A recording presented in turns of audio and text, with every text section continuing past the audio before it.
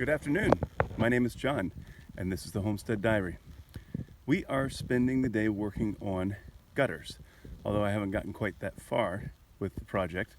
But when I started, the end of the house, the soffits area, looked like this. It's not too easy to see in the shadow, but the wood is weathered and gray. This house was built, construction started in 2017, so it's been a little bit, and definitely time to get things done. And so here we are, partially done.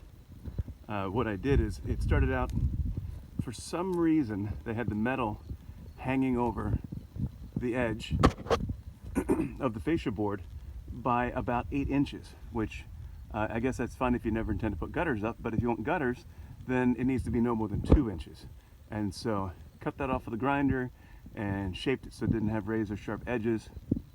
And then I had to pull all the screws in the bottom line of the metal. We can take a look at that up here.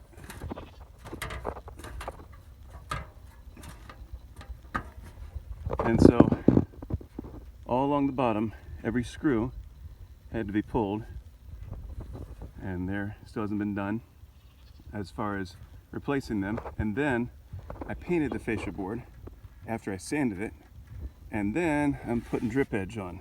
Now this drip edge is recycled, which is kind of cool. I observed someone who was replacing a roof, and I don't know why they decided that they didn't want all the drip edge, because they replaced it with a roof the same color. But anyway, I ended up with a lot of it, which is awesome because this stuff is super expensive. These pieces were actually gable flashing, and we cut a little edge, that the part that would ride over the top of the roof, we cut that edge off so we had a nice flat surface to slip up underneath the metal. And then this is why we pulled the screws out, so that we could lift the metal up and slip the drip edge underneath. Now eventually, and by eventually I mean probably tomorrow, by that point I should have the drip edge installed, and then we're going to be putting up gutters, and we're going to take all the gutters are going to go this direction, and all the water is going to come back here where we have storage tanks. Now these are, I've heard them called international beverage containers or international bulk containers, whatever. They're IBC totes. They each hold about 275 gallons, and we should be able to get one there, one there, one there, and one there. And we'll have them up on some sort of a stand, so that we can gravity feed into the house if need be. So emergency water storage, plenty of it, which will be great during the wintertime and summertime. Not entirely sure, because this summer we had a drought for about 2 months, and then we didn't have rain again after the drought ended. We were, let's see, I guess it was about 2 months where we got some rain here, and then we haven't had rain since. I guess it's been about 6 weeks since we had a decent rainstorm. I mean, other than a couple of sprinkles.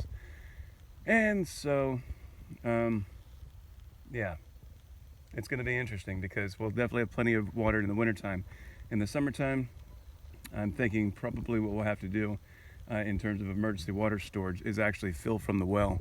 And if that involves using a generator in the short term to fill them up, so we only run the generator for a period of time, and then use them as our little water towers, and then maybe run the generator once a week, twice a week, something like that. It's going to be a challenge watering if we don't have electricity, but that's something that we're working on, and we will get there somehow. Anyway, lots to do, and we hope you all have a blessed day.